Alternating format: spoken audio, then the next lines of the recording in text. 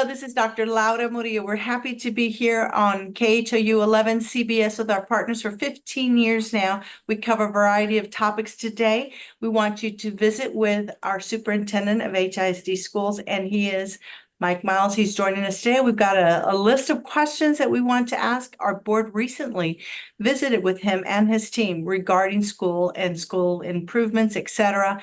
And we also want everyone that is watching to know that we've also talked to people who are out there in support of the HISD bond election, and also those that are not for it, getting a variety of different opinions.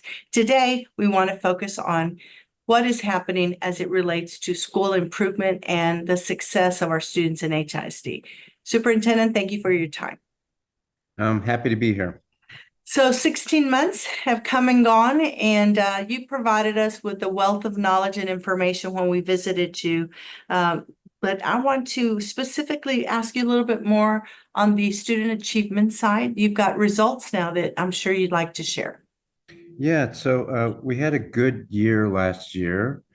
We went from 93 A and B rated campuses to 170 A and B rated campuses.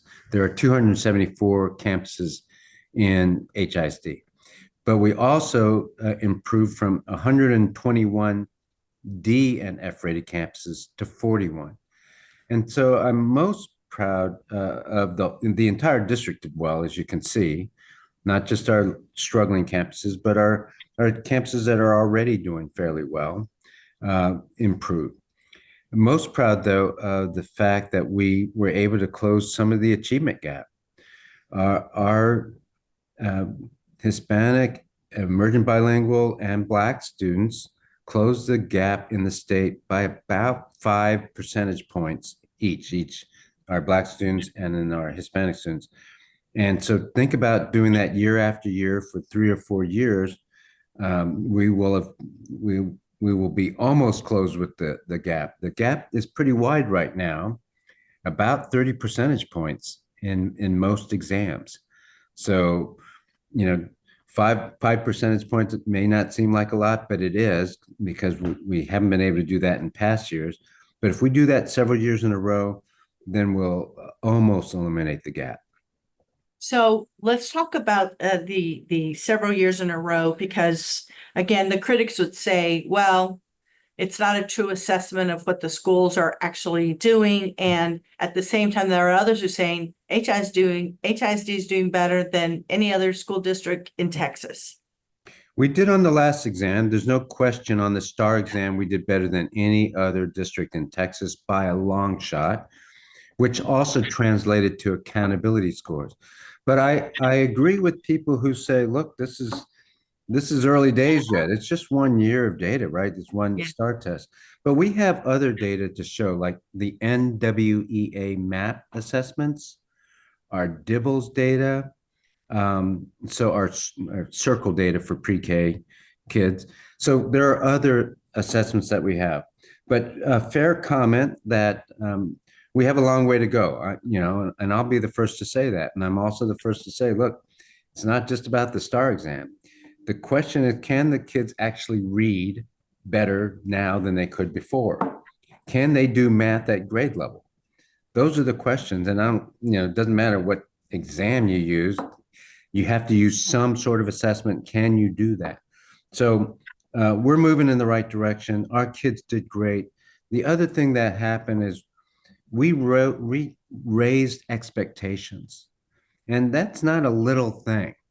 And students rise to the level of expectation. They always do.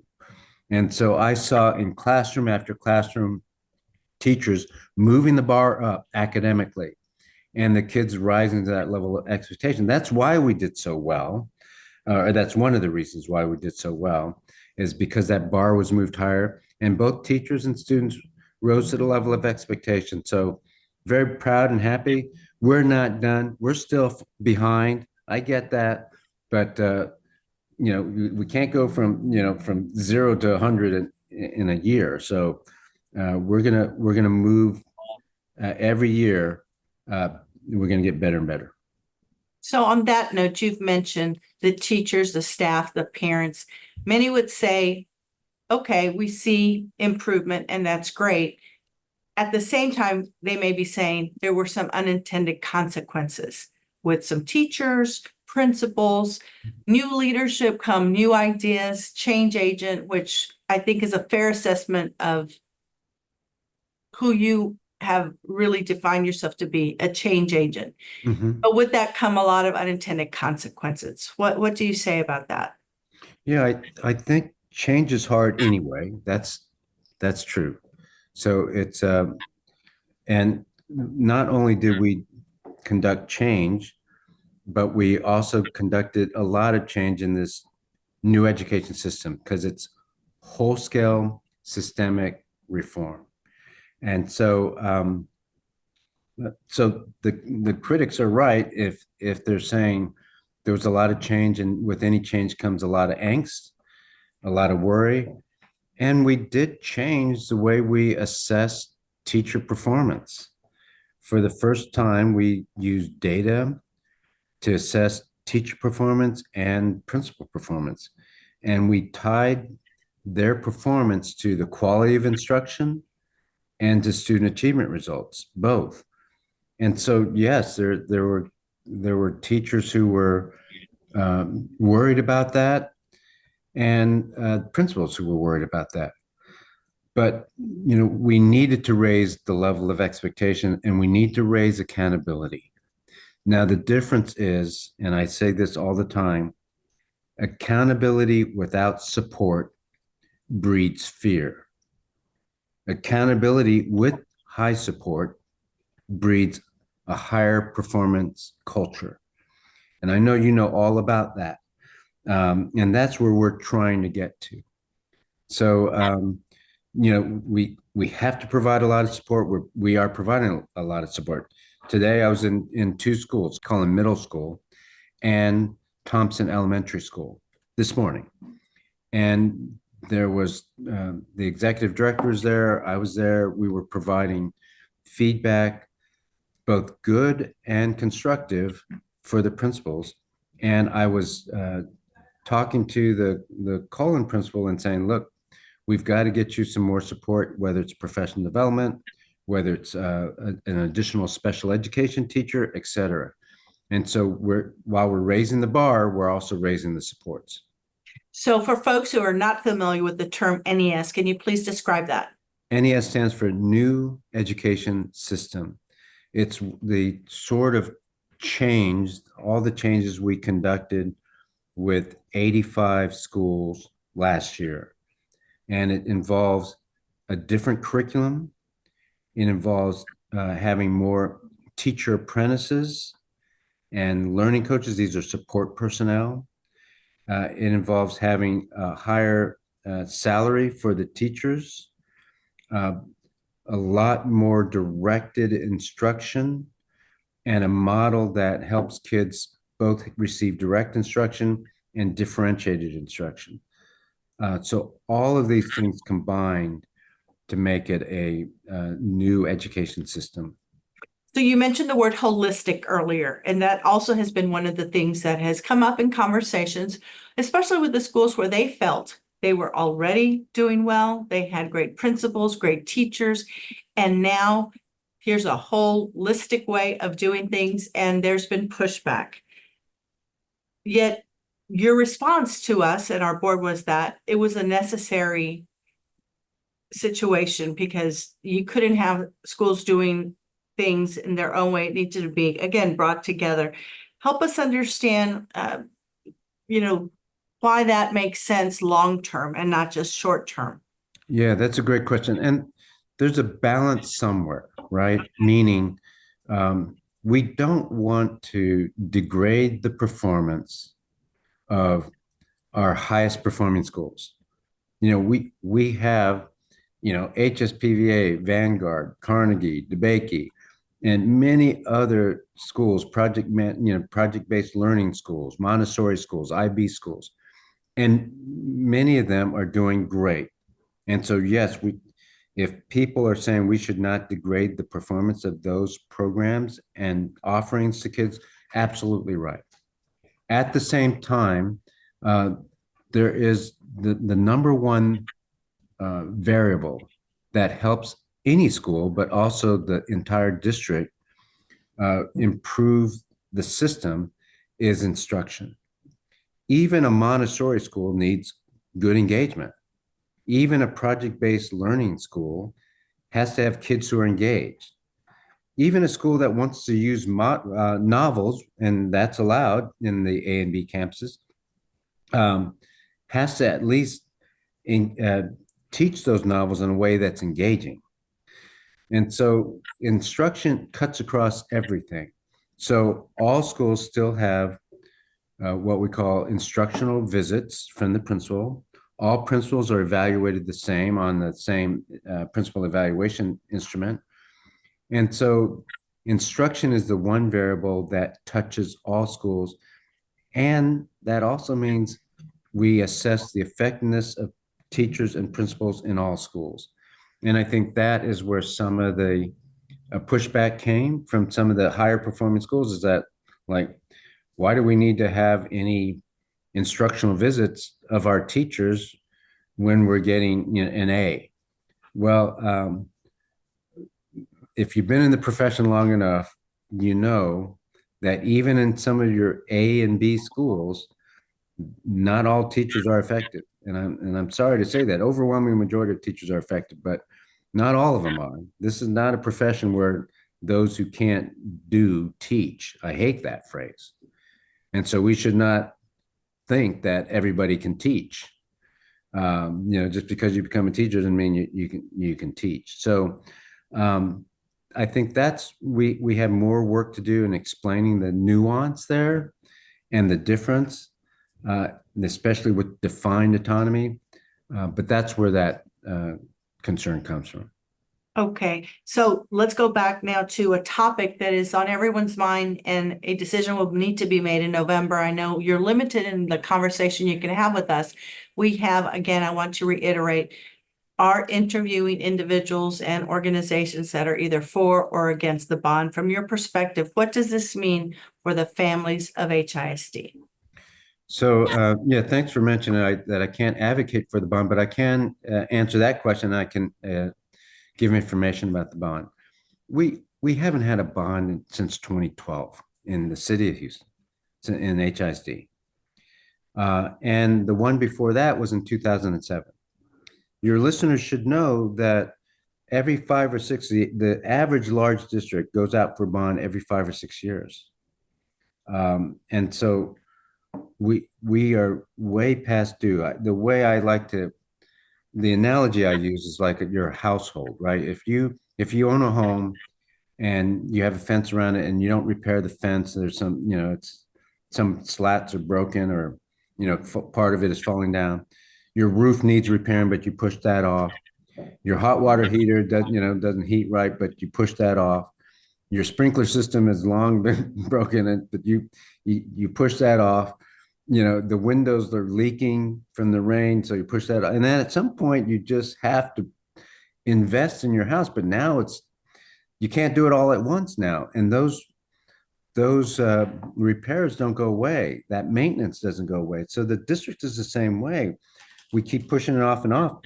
The air conditioning units don't fix themselves, and the roof, the ceilings don't fix themselves. It's all of these things that we need to support. So what does it mean for our kids? It means that they will have facilities that are healthy and safe for a kid to learn in. I think everybody wants safe schools. And so part of the bond, $1 billion worth, is put into safety and security. That means perimeter fencing. We still have schools without perimeter fencing. We have 221 schools without a vestibule at the point of entry. So a single point of entry with the vestibule, which we all know is more safe for schools. That has been the common practice the last 2 decades. Air conditioning units. I don't think I need to remind people about air conditioning units. We've been fighting the air conditioning wars every August and September, and we'll fight them again in April and May. And things like that. is what it will mean for kids. It will also mean, for example, especially in the underserved areas, these portables, these trailers, these temporary buildings that have been around for a really long time, 40 years in some cases. Now that doesn't feel like temporary to me, but worse than that, I mean, I'll give you a specific example. Go to Benavides Elementary School. I went there last week. Go to Benavides, 250 kids in these portables, these temporary units that have been there for 30 years or more. Only one set of bathrooms, and a hole in the floor. The pipes are rusting. The only two of the three toilets work. And we try to repair it, but some things are so old. It's just the wood is rotting. It's just you would not want to send your kid to that bathroom. And the kids at Benavides and the teachers, they're so resilient, but they need bathrooms in a non-portable situation, no T building. You need a regular building and a regular bathroom. That's the least, right? Just so that they can learn. We're going to do our part with the education, the curriculum, and all that. But kids also need safe and healthy schools, and that's what they will get if the bond passes. So on another note, let's move on to the business opportunities within HISD. If in fact the bond is passed, what does that mean for businesses? Yeah, thanks for asking, because sometimes I think that people think it's just about HIC. This is if the bond passes, and this is $4.4 billion investment in the city. $4.4 billion investment in the city. This bond is big enough that it won't raise taxes, though, but it will involve almost every construction firm and small business, because we have health and safety needs. So almost 274 schools all have some sort of part in the bond, some investment from the bond. We have career tech ed is the second bucket, and pre-K is another, career tech ed centers. So trying to build 3 of them. And then pre-K, trying to expand pre-K classrooms, pre-K programs. And then finally, 43 other buildings or expansions. Sounds like a lot, but there's 274 schools in Houston. So this bond will involve so many different construction companies and small businesses and NWBE organizations. And so there's going to be more than enough work for everybody. And some people are already worried about, are we going to have enough capacity in the city to get everything done? So it is an investment in the city. I like the question, because I think people can understand this is really an economic opportunity and an investment in the entire city of Houston. And to wrap up the interview, when the governor indicated that there would be a TEA takeover, if you will, and it can be called by different terms. When we visited with you, I thought one of the most interesting things that you talked about was the fact that the plan is to come into Houston and leave as quickly as possible. Yeah. What does that look like in your mind? What does a safe transition to going back to the elected board members and the transition?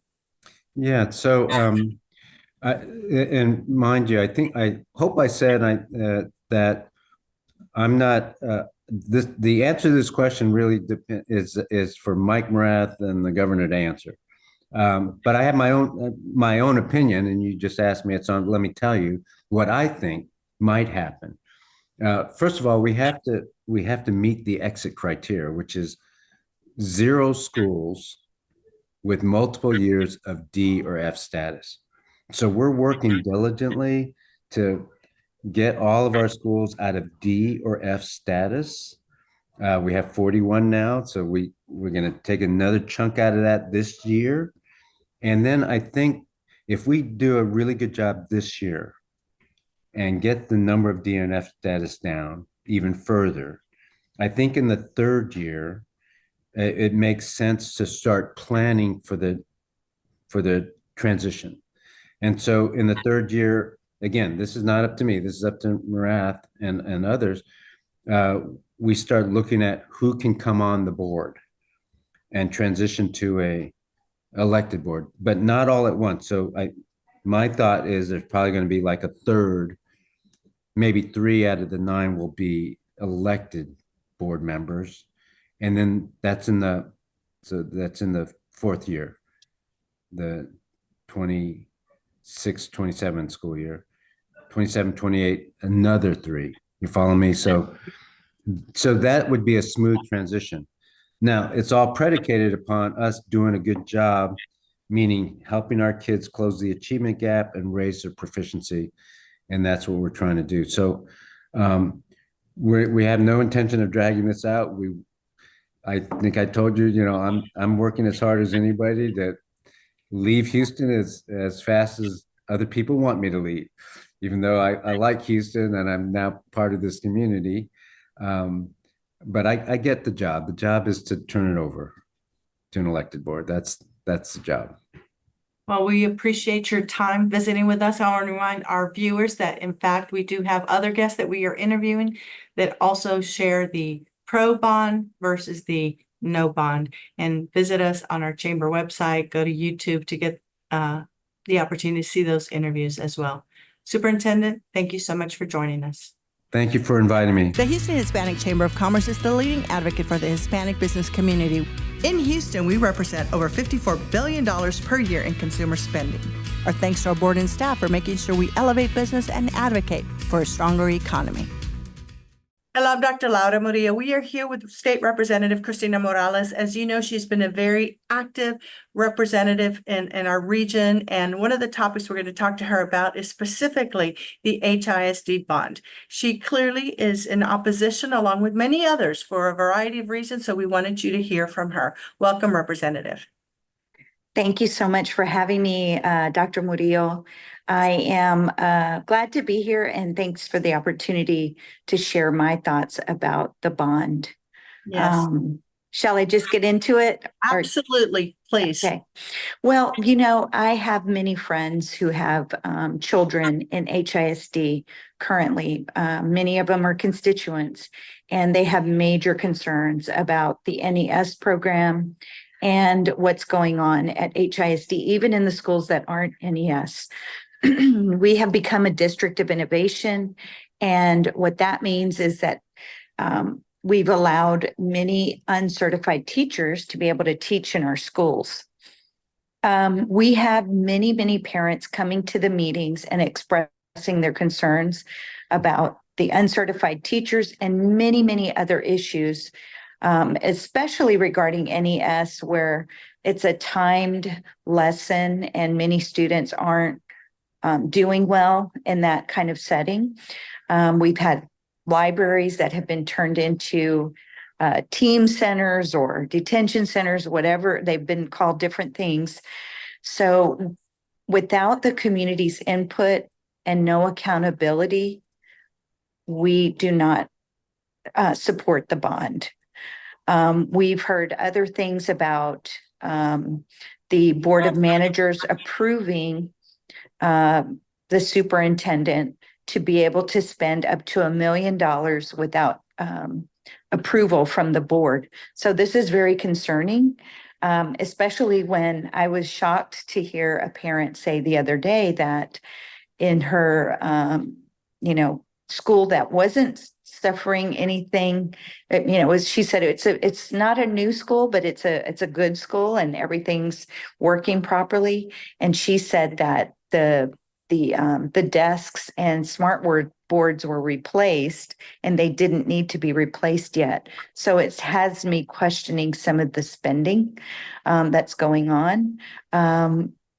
I represent Marshall Middle School. We had recently a death of a student, and so I'm concerned about prioritizing the safety of our students while they're in school. We know that some AEDs were not working properly, and we're wondering, in the budget, are we making sure that these pieces of medical equipment are checked regularly? And from what I understand, they are not. And that's something that was removed or not done because of budgeting concerns. Well, I think the safety of our children should be first and foremost. And then there's just an article about HISD in the paper or a news story every day regarding concerns from parents and teachers and folks in the community.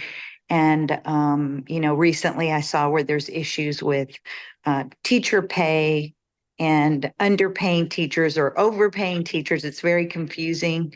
And with all these questions surrounding HISD, and then the story about millions of our taxpayer dollars being sent to Colorado, I think that it's not a good time to approve this bond. Representative Morales, we hear the same on both sides. One of the arguments to all of this is that at the end of the day, we do have schools such as Marshall and others that are in dire straits. And I think you would agree. So what is the solution there? If we don't approve this bond, then none of these schools get repaired. And it doesn't look like our governor is moving out any of these individuals. So how do we respond? How do you respond to that? Well, I just, I hear you, and I've been to many of these schools. I went to a school the other day, Chavez High School, and the air condition was off. And it was while I was there to celebrate Vanessa Guillen. So yes, we do have major concerns, but we cannot trust the person in charge right now with billions of dollars. If we knew that the money was going directly to the schools and to do the repairs, and we trusted those that will approve this and monitor this, maybe it would be a different story, but absolutely not with the questions that have been raised right now. I don't think it's in our best interest. And listen, the kids that are in the school now will be paying for this bond when they graduate from high school. They may not even see or reap the rewards of a bond like this, even if they were spent the way they should be. But right now, there's too much distrust. And this is what many, many folks are telling us, experts. And so for that reason, we will have to wait until the time is right, until we can have duly elected members of the school board and a superintendent that's chosen by the school board to make sure that those funds are spent properly. It is not the right time. Is there anything else that you would like to add? I understand that it takes generational change to see what we want in our public school system. Texas is known for underfunding its schools, so there's a lot of problems, but it all boils down to getting out and voting.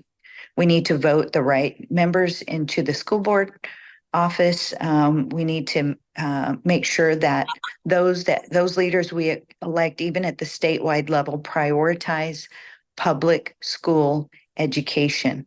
And as a Latina, I will tell you the majority of students in our public school are Latinos. So Latinos need to get out and vote and make sure that our schools are fully funded.